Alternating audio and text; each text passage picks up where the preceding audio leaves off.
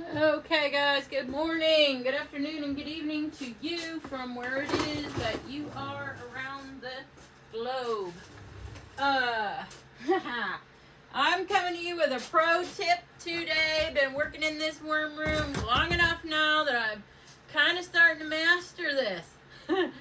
This is a lot to it, and I had this worm bin here, super wet, Euros, and what I'd done was I just scooped these over to the side, and then I cardboard.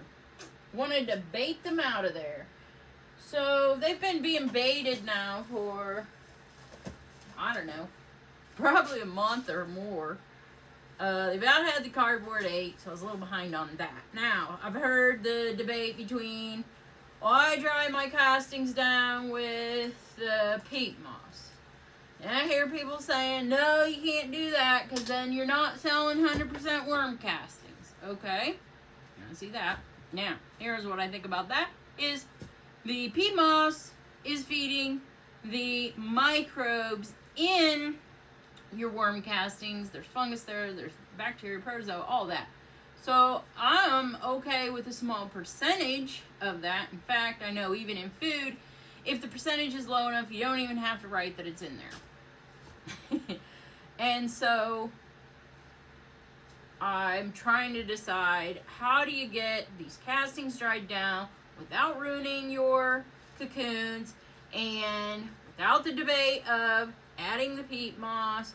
What do you do? One, I took and I was using, which worked good, I just don't have enough of it, chopped up cardboard, put it in there, let it set for a while.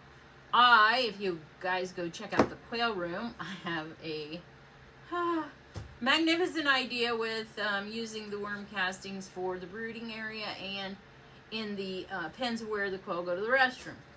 Get a bathroom, that way I can preserve those droppings, high nitrogen right away. It was fantastic. Also with the guinea pigs.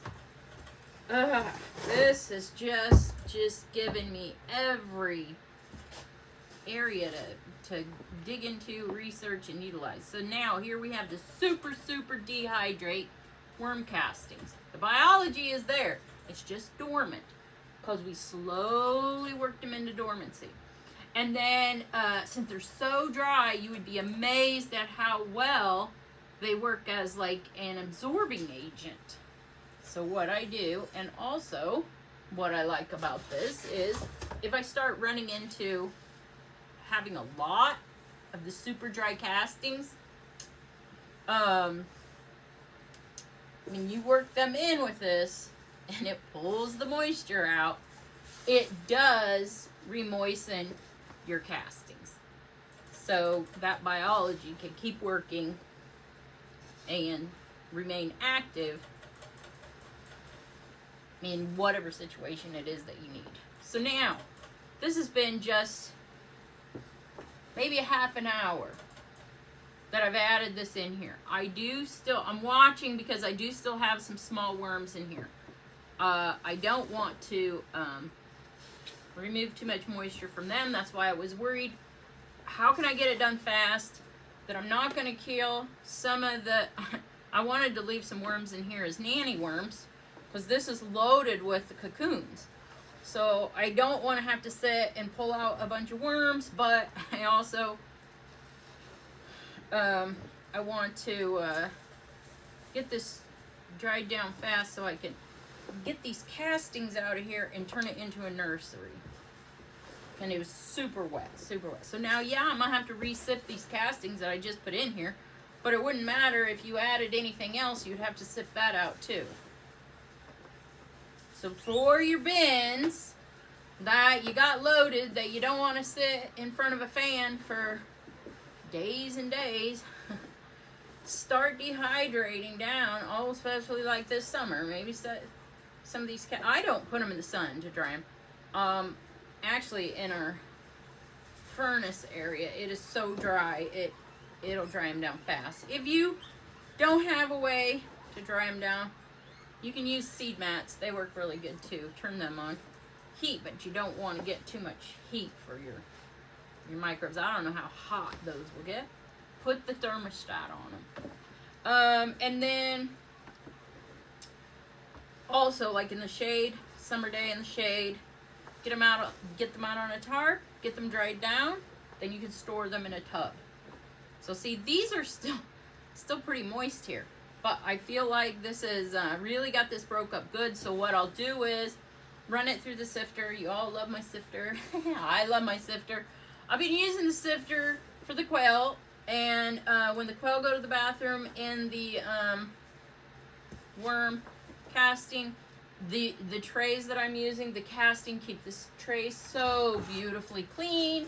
There is no smell, let me tell you, no smell. And then I bring the tray here, sift the litter out, and I have a huge tub full of the litter ready to go as an eco-friendly agriculture amendment on my field this spring, so I could get my soil work done. But look at that.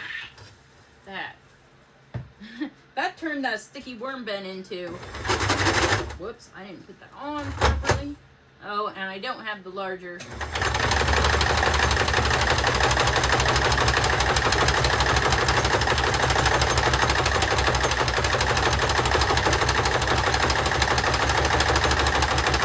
I need to get this large. I kind of screwed that. I need to get this. How am I going to do that? I'll put that over here, and we'll just run it through again. Oh, you can watch as much of the video as you want, or not. Just some additional things that I wanted to discuss with you guys on what all these uses for these worm castings that I'm finding. I'm putting it in the brooder for the quail. I trying out the guinea pigs for the regeneration, soil regen, and also to see about having them weed in the garden. We'll have little tractors, they call them, that will be moved every day down the paths so that I don't have to weed all those weeds. We'll see. I'm just giving it a go. Why not? Might learn something new. So using the casting for that, then I just figured out, why not just use your dry castings back in your castings? Now you're selling 100% pure castings if you have some issue with the peat moss. There you got your castings. That was my pro tip. But otherwise, if you want to hear me rattle on about how wonderful I've been learning all this and doing so great with the worms and still moving ahead with the soil school, I would say it's a priceless step forward for me. I had enough education prior to that to be able to put this all together. This is all going to fall into place, and we'll all see why in the future. But that's why I'm doing all this, to be able to be prepared for what I think is going to be with this soil stuff. Okay, well, everybody knows what to do. They gotta let me know they hung out with me today. Tell me if you learned something new. If you want to give this a try, it is the bomb. That's all I got to say. Okay, you guys, I sure hope to see you in the future.